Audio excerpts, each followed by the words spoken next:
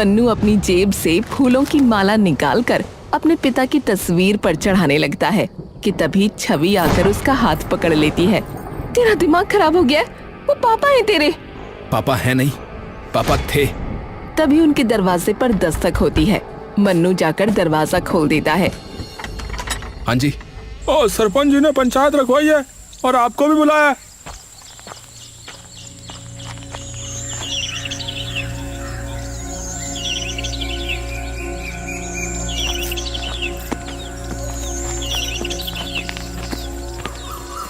सरपंच जी, हमें बाहर मत निकालिए। आप लोगों का जो भी कर्जा है वो मैं उतार दूंगा। वो तो उतारना ही होगा, और अगर नहीं उतार सकते तो अभी के अभी गांव से बाहर निकल जाओ। और गांव में तभी कदम रखना जब तुम्हारे पास हमारा कर्जा उतारने के पैसे आ जाएं। ऐसा मत कीजिए, हम दोनों कहाँ जाएंगे? उसका मुझे नहीं पता। इन लोगों के पास भी इतना पैसा नहीं था, लेकिन फिर भी उन्होंने तुम्हारे पति पर भरोसा करके उसे पैसे दिए, और बदले में उसने क्या किया है? उसने क्या किया? पैसे लेके भाग गया। तो अभी के अभी तुम भी गांव से बाहर निकल जाओ। मन्नू और छवि बिना कुछ कहे चुपचाप वहाँ से चले जाते हैं।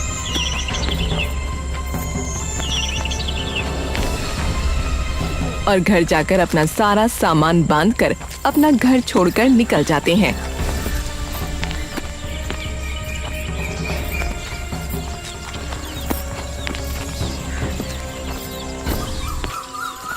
इतनी इज्जत करते थे गांव में लोग उनकी, और उन्हीं लोगों को धोखा देते हुए उन्हें जरा भी शर्म नहीं आई। 20 साल बिताए हैं मैंने उनके साथ, और मुझे पता है कि वो इस गांव के लोगों के साथ कभी ऐसा नहीं कर सकते, और उससे भी बड़ी बात, वो हमारे साथ कभी ऐसा नहीं कर सकते। अरे तो कहाँ है वो? कहाँ है वो? बताओ ना, जवाब दो ना माँ। छवि चुप हो जाती है। दोनों काफी देर तक यूं ही चलते जाते हैं। अब जाएंगे कहाँ? रात भी होने वाली है और भूख भी बहुत लगी है। एक काम करते हैं, जंगल जाकर कुछ खाने के लिए ढूंढते हैं। क्या पता वहाँ कुछ मिल जाए खाने को। सही कहा। छवि और मन्नू खाने की तलाश में चलते चलते जंगल की काफी गहराई में पहुंच जाते हैं, और देखते ही देखते अब दिन भी ढलने लगता है।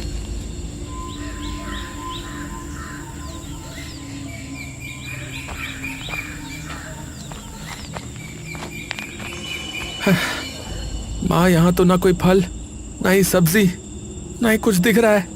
बेटा, लगता है हम जंगल की बहुत गहराई में पहुंच चुके हैं।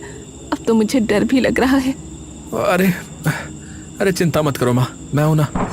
तभी अचानक पीछे से किसी की गूंजती हुई आवाज मन्नू और छवि के कानों में पड़ती है।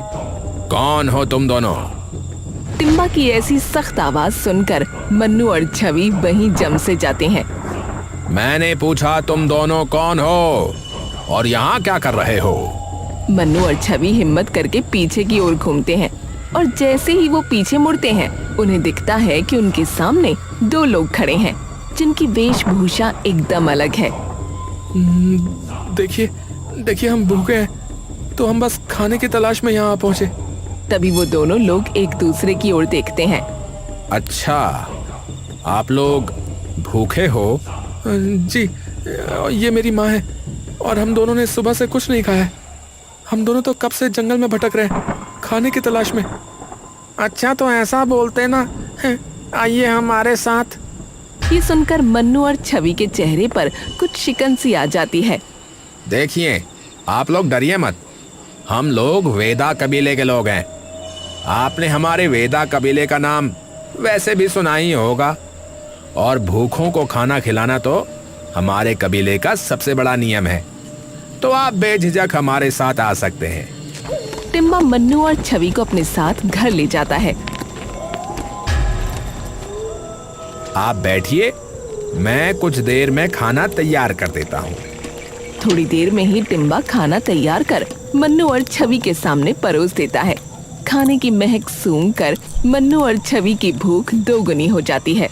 वाह भाई वाह, महक तो बड़ी जबरदस्त आ रही है। अरे, आपने आज तक ऐसा खाना कभी खाया नहीं होगा। ये खाना हम अपने पूर्वजों के बनाए खास मसालों से बनाते हैं। मेरी सब्जी किस चीज की है? ये है बैंगन, और टमाटर की चटनी।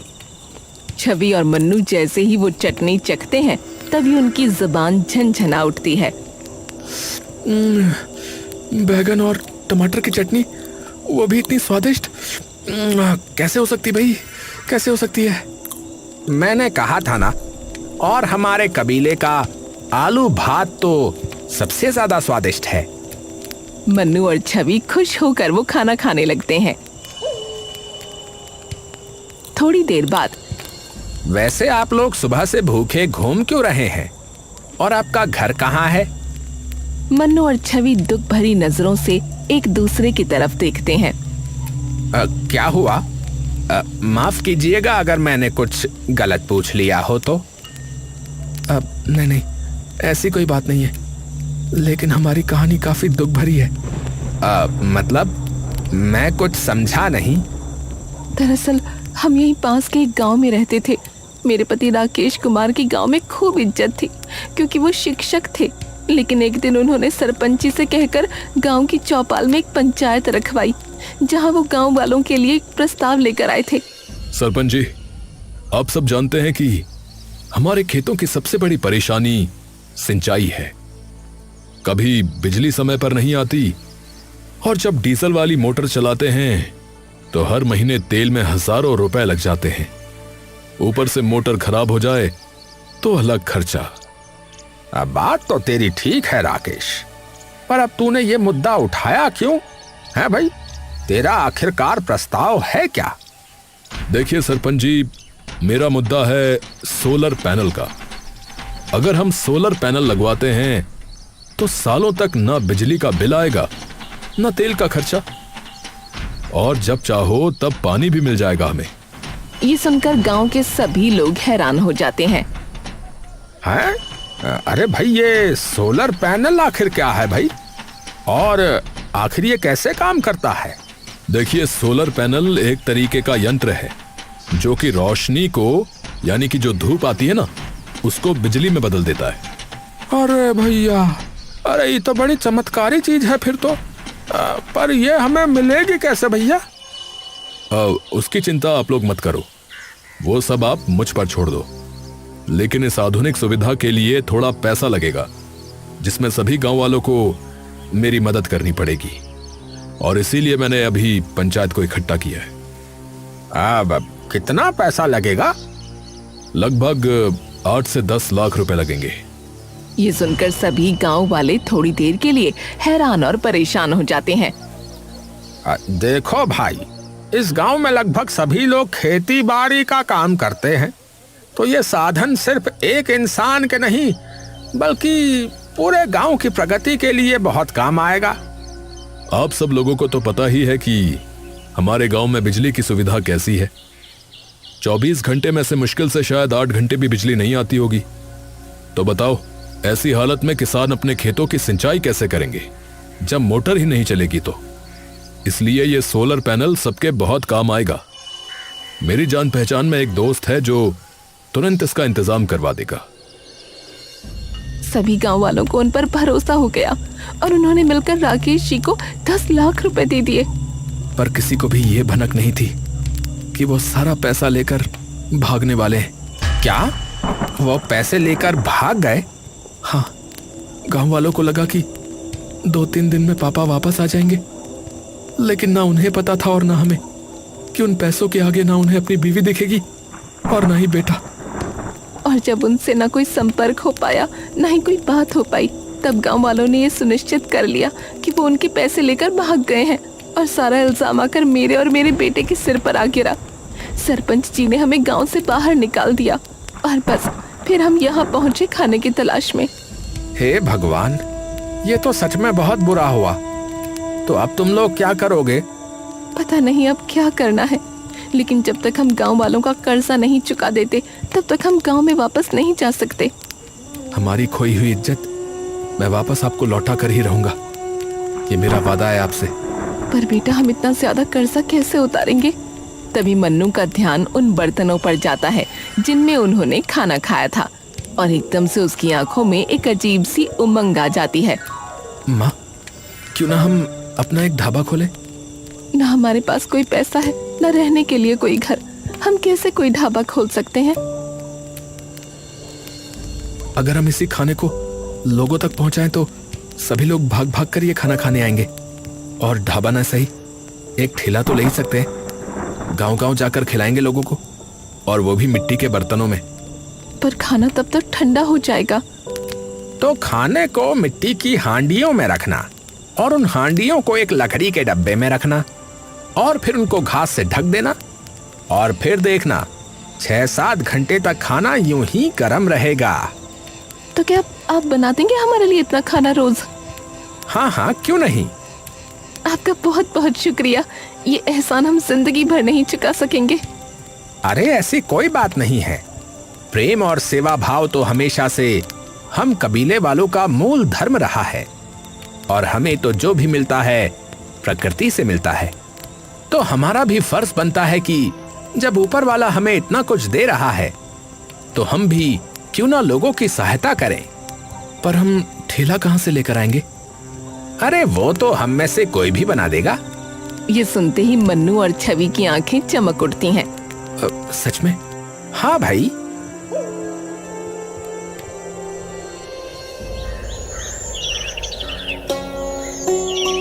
कुछ ही दिनों में टिम्बा उनके लिए ठेला बनाकर तैयार कर देता है।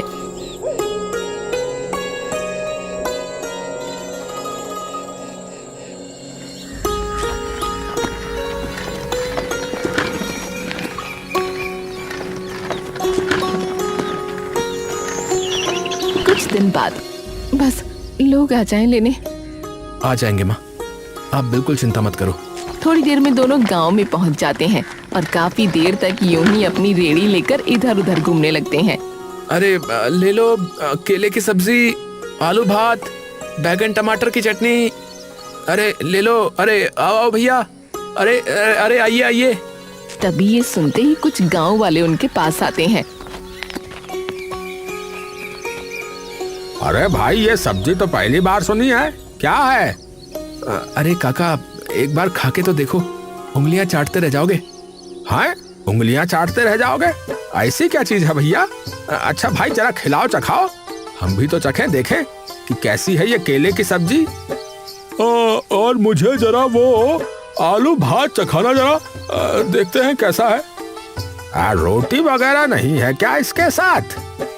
नहीं काका, अभी रोटी तो नहीं है, पर हाँ बहुत जल्दी रोटी बनाना भी शुरू कर देंगे। मन्नू उनके लिए आलू भात कटोरी में डालकर दे देता है।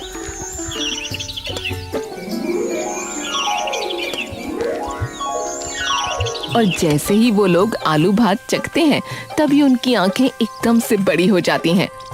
अरे भाई क्या जादू बना दिया।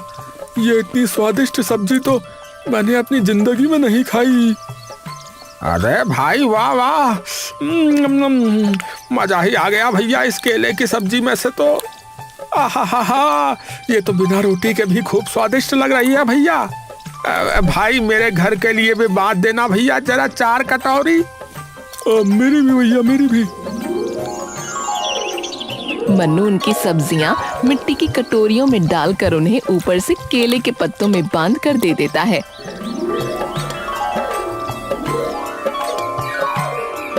अरे वाह, तुम तो बिल्कुल सारी चीजें एकदम प्राकृतिक तरीके से देते हो।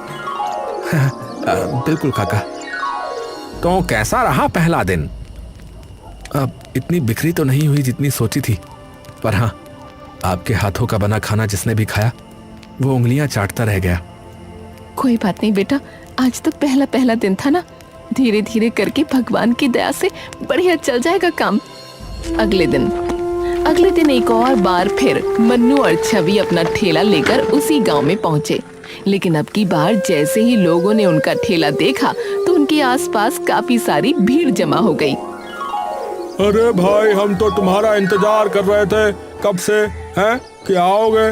और भैया, जब से तुम्हारे हाथों की बनी सब्जी खाई है मैं तो भूल ही नहीं पाया भैया उसका स्वाद। तो भाई ऐसा है कि मेरे लिए तो भैया आलू भात की पूरी हांडी कर दो भैया। हाँ। अरे बहन जी, आपके हाथों में तो जादू लगता है। मैं तो कल अपने पति पर गुस्सा हो गई कि इतनी से क्यों लाए, तो मेरी भी एक पूरी हांडी कर देना। हाँ, धन्यवाद बहन जी, पर मैंने ये नहीं बनाया, किसी और ने बनाया है। ये बेदा कबीले वालों का पुश्तैनी खाना है। अरे वाह! और देखते ही देखते यूं ही शाम होने से पहले पहले मन्नू और छवि के ठेले से सारा खाना खत्म हो जाता है।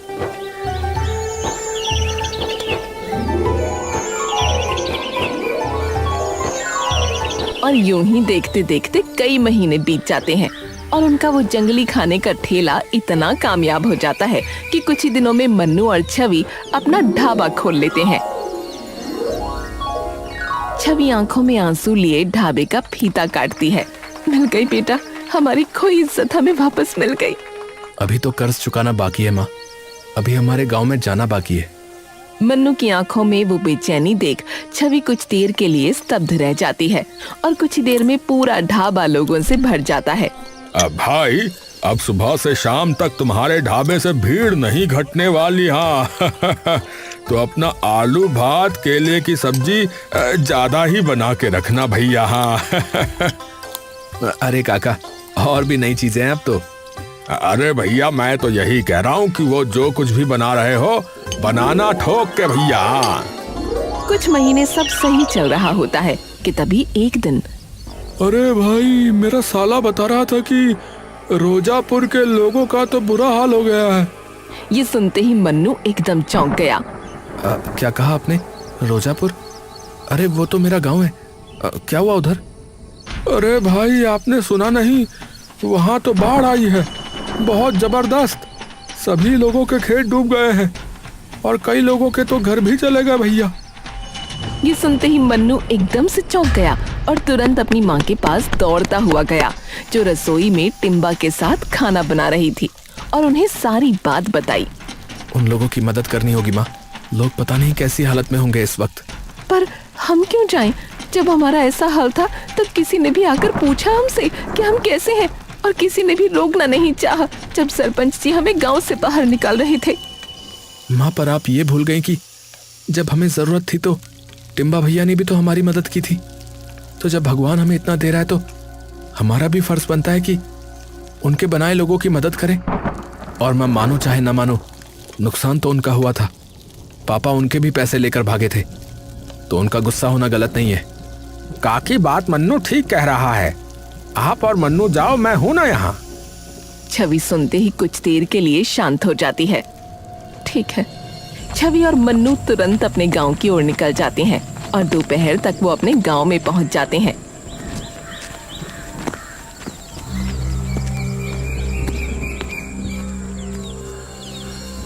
और जैसे ही वो दोनों वहां पहुंचकर अपने गांव का हाल देखते हैं तो दोनों कुछ देर के लिए एकदम स्तब्ध रह जाते हैं। गांव के चारों ओर शोक का माहौल होता है। गांव का हर खेत बाढ़ में डूब चुका होता है। सब लोग कहाँ हैं? शायद चौपाल में बैठे होंगे। मन्नू और छवि तुरंत चौपाल चले जाते हैं।